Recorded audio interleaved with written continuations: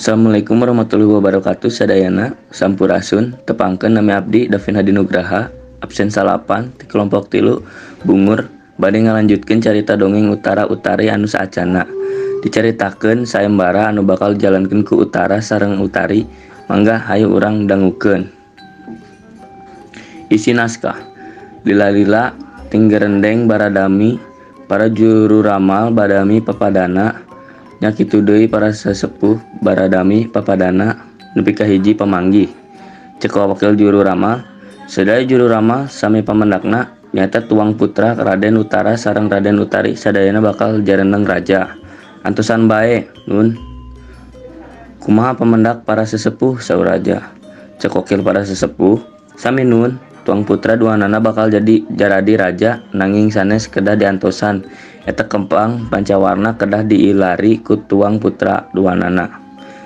Saha-saha nu mendak pangheulana eta nu kedah jadi raja ti payun. Saur raja nya eta kembang pancawarna reksina diteangan ku Utara jeung Utari.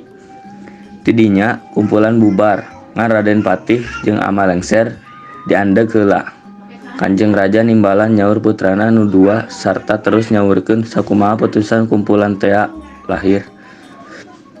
Saur Kanjeng Raja, "Aeh nu putra Ama anu dua anu matak disalaur ku Ama teh, Ama rek meurih Pati mangneangankeun buktina impenan Ama ngaran kembang pancawarna.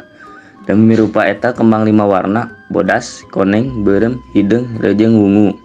Eta kembang rumpana alus kacida. Kitu deui eta kembang lamun masih keneh kudu. Tangtu ayana di gunung, tapi mun geus ligar tangtu aya di nagara. Lamun tacan kapanggih poma ulah waka baralik." Raden Utara dat nyembah bari nunjukan pokna. Sumuhun dawuhan Ama, abdi duaan sumeja tumut kana dawuhan pangdua anu kasuhun. Abdi duaan nyuhunkeun hibar Ama.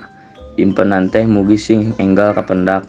Saur dawuhan raja, hidup duaan ku Ama didoakeun pisan. Gerabral bae. Sing sabar tarawakal. 2 putra nyerembah amit mundur. 2 putra tuluy arangkat teu puguh anu dijugjug turun gunung unggah gunung. Pipir pasir mapai lebak. Ngampah leuweung luang liwung. Barang di tengah leuweung kadatangan hujan angin di barung dordar gelap. Ribut henteu kira-kira poek mengkeleng buta rata kawuh geus burit. Rasana Raden Utara tetep masih ngiringkeun raina bae. Den Utari kitu keneh rasana tetep diiringkeun ku rakana. Atuh tingkeu ceuwis bae ngaromong. Ceuk Raden Utara, "Beu, Rai, ayeuna urang sangsara aya di gunung. Hujan ribut rejeung poek. Di mana urang mondok?" Tak aya nu ngajawab. Kitu deui Den Utari. Ngecewis taya nu ngajawab da papisah. Den Utara ngangkatna ngetan. Ari raina ngidul. Barang isukna Barabai ningali beurang. Raden Utara ningalian raina ka hareup ka tukang kagigireun dilieukan teu aya bae. Tetelah geus papisah.